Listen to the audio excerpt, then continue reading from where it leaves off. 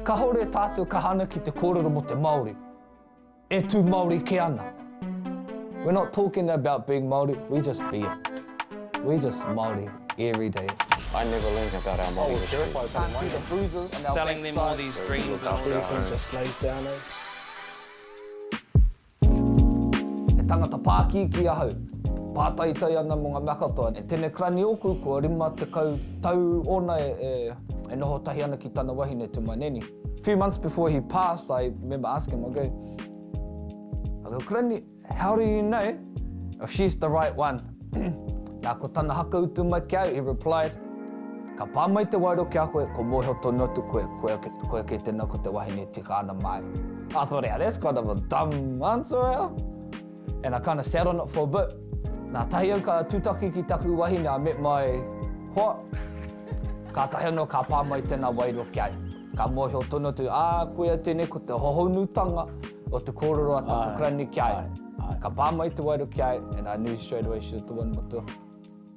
You know, he mea noho maramatu anau, you know, te taia, te huahua, te kupu, but he mea ke ngākau ki te ngākau, he mea ngākau, tō ngākau ki tōna ngākau.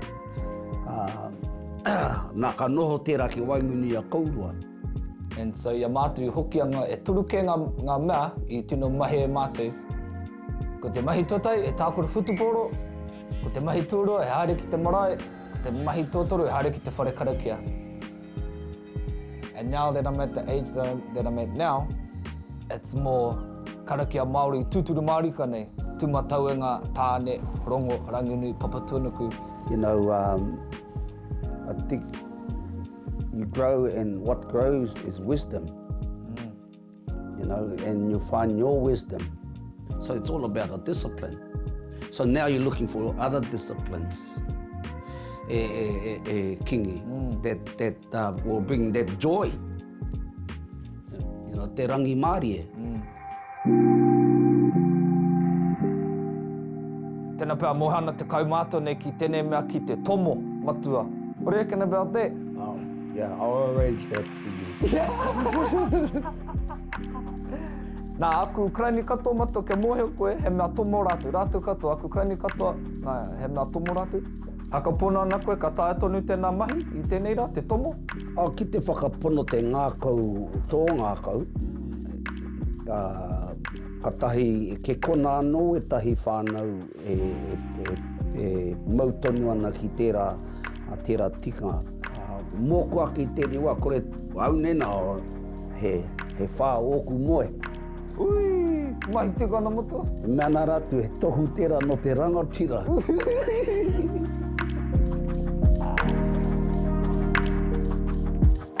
went to go seek some wisdom from my own old people, and they said to me that au tūpuna kahore I huri kuarai atu ki te au kreitiana.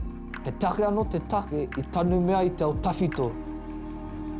There was a time I kaha māwiwi rātu, māwiwi ana ngā iwine, kahore rātu I ora I te ao kohatu. Ngā karake o te ao kohatu ki hai I haka ora I a rātu. And so when they were introduced to Christianity, they found spiritual freedom and a spiritual oranga, I suppose, in Christianity. I ngā hekwe, if you sinned or transgressed against someone, you could always repent and seek forgiveness in the Christian God. I te ao Māori tūturu Māori hei tā rātou, you couldn't do that. I ngā hekwe, ko koe ke ko te utu. You will pay for your hair. Yeah, I remember I had an interesting kōrero with one of my mates from Tūhoi. He said to me, ka hore koutou I patua mo te kōrero Māori. Nā koutou I whiwhi noa ki te reo Māori. Hui, māmanoha mā koutou te huri haere te ao nei. But in my line of mahi, teaching te reo Māori and teaching adults at that, I still see it. And I'm teaching the ones that were affected heavily by colonization Therefore, I feel a lot of that, I bear some of that mamae too. So for me, in my generation, yep,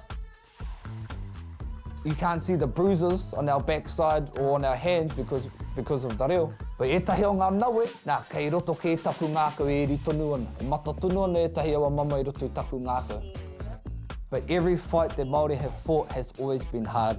Te hikoe a whina kupa mā ki Paremata. Walking from Te Hāpua to Pōneke, that ain't no easy stroll down the road, that was hard. Engari i mahia, i runga i te whakapono, he taonga kei kona, hei tuku atu mā rātou, kia tātou ki ngā mokopuna ki ngā uri. Because I hau ko kite e ngā wepunga o aku mātua. I hau māramana ki te mama i pā ki a rātou. And I think that's where the riches is at now, ko te wairua ake o te kāinga. And everyone told me, gee, why are you living in Kaikoe? Why are you living in Kaikoe? What do you mean why I live in Kaikoe? I te mea nohu te rā whenua. Why are you working in Kaikoe? I te mea nohu te rā iwi. Aha koe huri koe kia, he Māori kei kona, he Māori kei kona.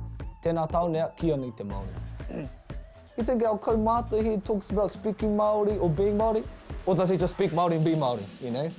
We're just being, you know? And he ātāhuatanga tērā o te kāinga ne. Kai koe he hokianga, ngā tere ahakoa putatu koe kihea. Pērā tonu ana. Being Māori isn't a buzzword, because we're just living it, you know?